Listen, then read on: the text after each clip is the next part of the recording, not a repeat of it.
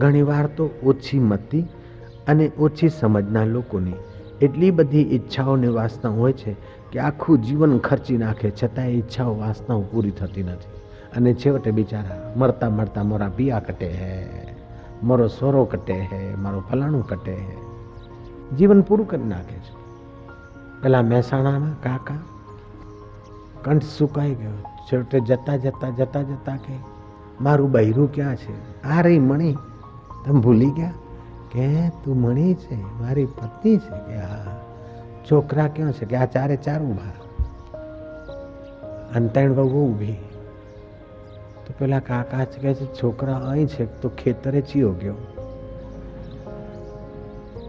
અને દુકાન ઉગાડી કે નહીં? વહુઓ બધી અહીંયા છે તો રસોડામાં બલાડી દૂધ ના બગાડી જાય, દૂધ ના બગાડી જાય એની મિથ્યાની તું ચિંતા કરે છે. તું સત્યનું ચિંતન કરીને સત્ય સ્વરૂપને પામને ભાઈ, પણ શ્રવણ કર્યું ના હોય તો સત્ય યાદ આવે નહીં. મિથ્યાનું એટલું બધું ચિંતન થઈ ગયું કે સત્ય હોવા છતાં છુપાઈ ગયું.